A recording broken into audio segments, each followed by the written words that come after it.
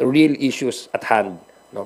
Yun po yung focus ng impeachment na ito. Politika, darating naman yan sa mga election. There are ways para resolbahin ang politika, but this is already something beyond. And speaking of pagtulong lang sa ating mga kababayan, pinalawak kasi ng PhilHealth yung kanilang benefit packages sa ating mga kababayan. Specifically, sinali na rin sa benefit packages yung outpatient emergency care at tinaasan pa yung case rate packages para sa critical illnesses. Ito rin yung sa PhilHealth po kasi matagal na rin nananawagan yung Kamara dito nga sa PhilHealth. Ano pong masasabi nyo rito sa expanded coverage po na ito? During our hearing, nandun naman po, you were all present during our hearing. Ito po yung mga part ng mga privilege speech, part po ng mga tanong during our hearing, yung nandun po ang PhilHealth na kasama natin. At wini-welcome po natin tong development na to kasi nakita po natin yung, sabi nyo nga, yung expansion na yan. Kailangan po talaga ng mga beneficiaries ng PhilHealth saka mga members po niyan. Sabi ko nga, kung ikukumpara mo dati, parang bulk talaga ng expenses na shoulder nung medical assistance program. Pero with that expansion, kumbaga, ito po talaga yung trabaho nila.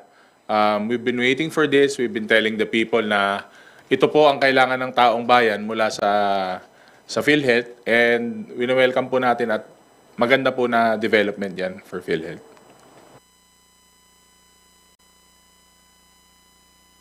And sorry, yes pa. Well, it validates our yung initial position po ng House of Representatives na that's the reason why we held a series of committee hearings precisely because we want to find out kung ano pa yung plano ng PhilHealth, how they would utilize their funds.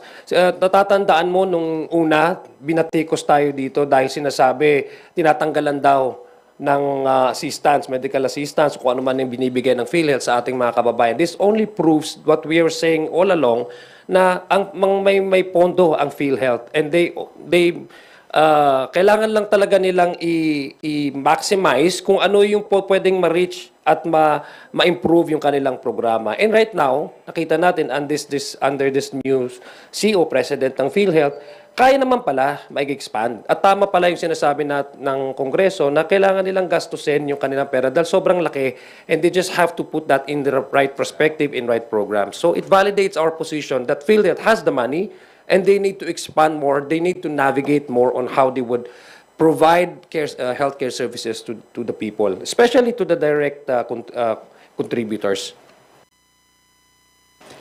Opo, and last na po, tinawag ng Malacanang si former President Rodrigo Duterte na one-man fake news factory when he said that President Ferdinand R. Marcos Jr. is becoming a dictator. Ano lang po yung masasabi niyo po rito? Well, ako dun sa statement, ang hirap po talaga Parang I'm leaning towards that statement na parang factory sila ng fake news. Pati yung mga data nila, pati yung mga rally nila para talagang parang ang tawag dito, parang literally factory ng fake news kung baga. Tapos pag hinold sila accountable ng tao, kakambyo naman sila na joke lang daw yun. Parang nagmumukha tuloy silang joke So ewan ko, parang ano bang tawag mo doon sa hari na father faker? Father ng mga fake news, ganun, mother faker. Hindi ko alam kung paano tatawag natin sa kanila. Father faker, mother faker, o anong tawag sa mga anak nila? Fakerist? Ganun? Para mga, ganun yung dating nila, para mga super villains. Ewan ko ba? Ano nakukuha nila sa pag-imbento ng fake news saka paninira sa, lalong-lalo na sa House of Representatives. Parang ngayon kasi nakikita nyo, napaka-aktibo ng administrasyon, katuwang ang House of Representatives. Ang dami nating naibababang tulong sa tao, ang dami nating solusyon na nagagawa.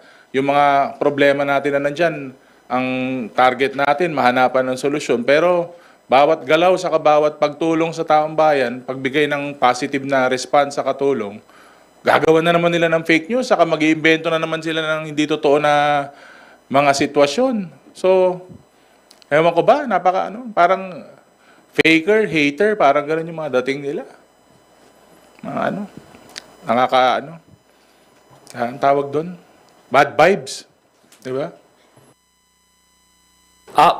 Wala akong nakikitang indikasyon or karakteristik ang Pangulong Ferdinand Bongbong Marcos na masasabi kong leaning towards dictatorship. Diktador ba yung minumura ka?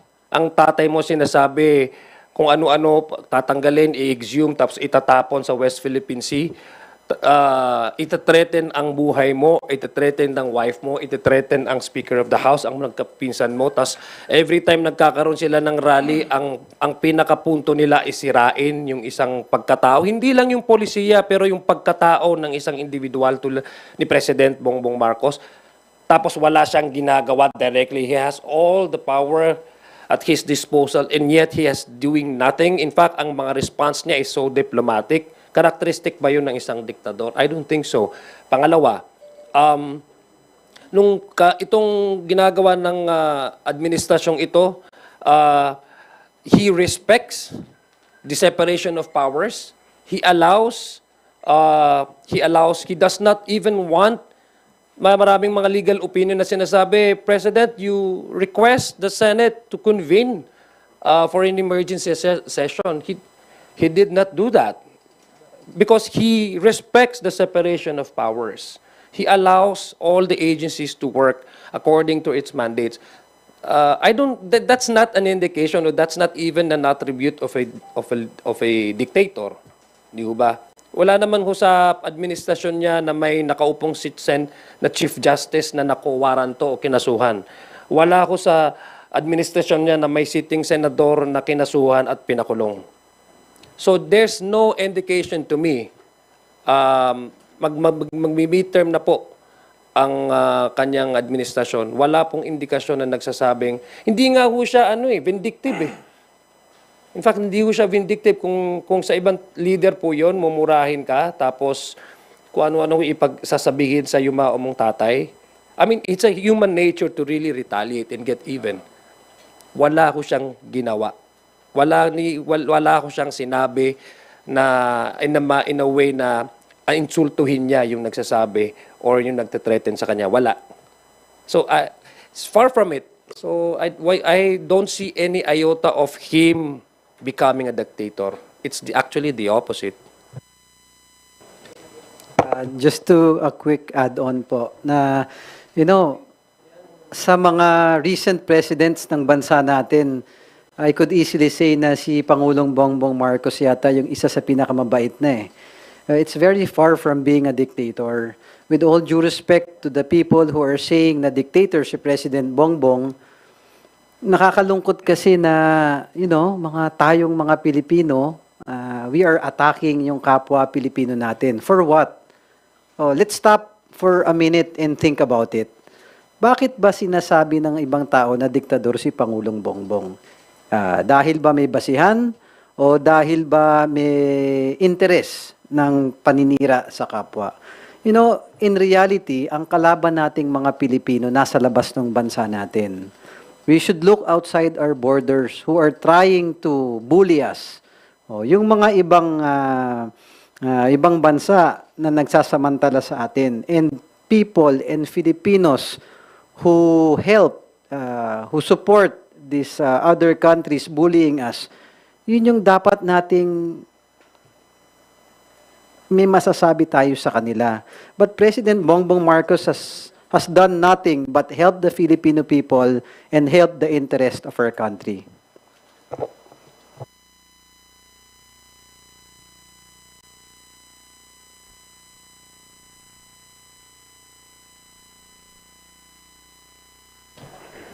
Thank you, Mela. From Radyo Pilipinas, you're recognized, Kat Porbes, for your questions.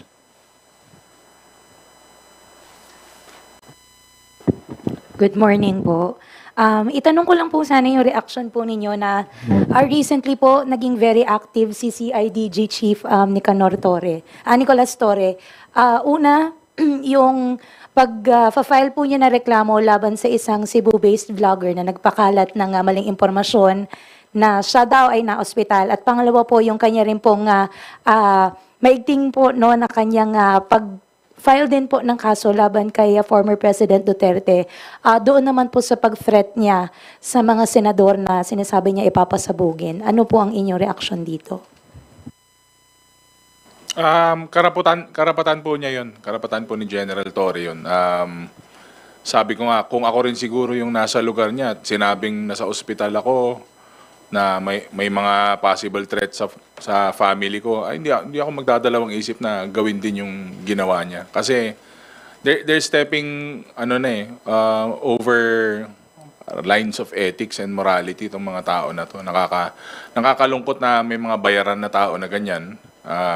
At para silang mga walang sariling pamilya at they're willing to go to miles of desperation para lang makasira ng ibang tao. So, kung ako rin nasa lugar niya, malamang ganun din ang ginawa ko. Just to add on, I think General Torres just being proactive in doing his job. We would want our law enforcement heads to, be proactive. So, kudos to General Torres. Saka personal attack yung ginawa nila sa kanya. Hindi lang naman because of his work. Talagang personal na masyado yun. Ako, I would support General Torre sa ginawa niya. Let's test the law. Let's allow the courts to do its to work according to its according doon sa dapat na gawin. Kasi instead na magbangayan tayo sa social media, meron talagang legal means na pwede nating gamitin para labanan itong mga fake news na ito. Lalong-lalo na pag ang mga balita ay nagsasabing kumbaga it's causing damage credibility-wise to the person. So I commend and I support General Torre for for showing us and displaying to the world, to the Filipino, that no one is above the law and we are governed by laws. There are courts that have to work on cases that demeans and discredit and defame the credibility, attacking the reputation of individual na hindi naman tama at hindi naman totoo. Pangalawa, isa po ito din dun sa sinasabi nating may freedom of expression but it is subject to limits. May cyber libel, may libel po na kaso. So, panawagan, malaking panawagan din ito doon sa mga peddlers ng fake news. Huwag ho natin gagamitin yung wrong interpretation of the freedom of expression or speech na to a point na hindi na natin alam kung ano yung dapat anong nakakasira at anong nakakabuti sa mga sinasabi natin. Thank you, Kat. Next questions will come from Earl Tobias of IBC 13. Good morning, Kongs. Sundan ko lang po yung tanong ni Ate Mela concerning FPRRD statement pa rin po. Yung pag-i-impeach daw po kay VP Sara Duterte ay isang political move dahil kung hindi daw bababa, pumupusta raw po si dating Pangulong Duterte na magma-martial law si Pangulong Marcos para hindi siya mapalitan na sa presidente, at yung pag-i-impeach daw kaya VP Sara isa na ring hakbang para pilayan daw yung kanyang anak sa pagtakbo sa 2028 elections. Reactions po.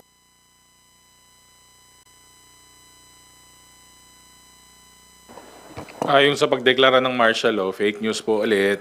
Hello, fake news, Mr. Fake News. Pero, puro fake news na lang lumalabas sa bunganga nyo. Palitan nyo naman. Yun naman po sa impeachment, nakita pa naman po natin yan lahat during the Quadcom, during the budget hearing sa local government. Hindi pa nga po nasasagot si Mary Grace Piatos. Sagutin na muna nila yon. O yan, may impeachment na. Kaya nga umabot sa punto na ganyan kasi hindi nga masagot yung napakasimpleng tanong, sino ba si Mary Grace Piatos? Saan napunta yung mga pera na yan? Kaya wag muna kayo mag-fake news. Well, the former president is open naman eh. I mean, not really open. He's entitled naman to have his own opinion eh. Lahat naman tayo merong sariling interpretasyon sa lahat ng bagay na yon. Of course, you cannot discount the fact that the vice president is his daughter. So talagang sasabihin niya yun whatever is possible, whatever reasons that he may think behind itong impeachment. But the impeachment, if we go to the merits of the case, 215 complainants, members of this House, said that the VP deserves a day in court. Yung mga kaso naman po niya, it's not really connected with her partisanship or which party she belonged to. These are brought about by the allegations and violations and of the joint circular when it comes to the utilization of the confidential funds. One of the articles of impeachment is brought about by the threats that she made publicly against the president, against the first lady, and the speaker of the house, threatening their lives. So we should not divert from those the real issues at hand. No? Yun po yung focus ng impeachment na ito. Politika, darating naman yan sa mga eleksyon. There are ways para resolbahin ang politika, but this is already something beyond politics. This is about holding public official accountable to their actions. Thank you, Kongs. Follow-up lang po. Nasabi nyo nga po kanina na parang tuwing rally na lang may focus na sinisira na lang ulit yung mga ilang politiko. Umabot na po ba sa punto na parang concerning o nakaka-alarma na rin? Kasi parang may pattern na next rally po ba, ganito rin ulit yung magiging narrative? Sinong naninira? Yung concerning FERRD statement pa rin po. Kasi last week, meron yung na-file nga ni General Torre na sedition kasi yung threat sa senador. Ngayon naman, towards the administration, may nakikita na po ba tayong pattern na tingin nyo po alarming na with their campaign? I'm sure it will intensify sa kampanya kasi nga po, ang contenders lang naman dun sa grupo nila is parang isa, dalawa. Yung iba, yung mga bira ng bira sa presidente, sa House of Representatives, sila yung mga number 50, number 40. Kumbaga sinasakyan nila yung kasikatan ng presidente sa kanang nagagawa niya eh. Parang wala lang, sumasakay sila, naninira sila. Hindi naman sila umaangat sa survey. Feeling ko nga pag tumakbo ko, baka mas mataas pa ako sa kanila eh. Parang feeling ko masikat ako ng konti sa kanila. Kasi lagi na lang nilang ginagamit. Naghahanap sila ng ibabato sa house. Sinasakyan nila yung kasikatan. Kasi sumisikat ka pag gumagawa ka ng magagandang bagay. Hindi yung mga hindi magagandang bagay. Hindi kasi sikat doon. Siyempre, sasakyan nila. Ang daming achievements, ang daming ginagawa, ang daming solusyon na napoprovide. Ito namang mga nasa dulo ng mga tumatakbong senador, kung ano-ano na lang ini-issue para lang, siyempre, mag-grab sila ng media mileage, di ba?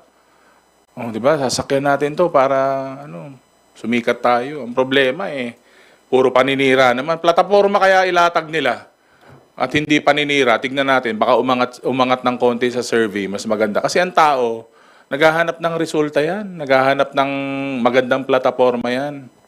Kahit naman sa lugar, sa probinsya, sa school government, kailangan na ilalatag mo plataforma, hindi yung andiyan ka na naman tuwing kampanya.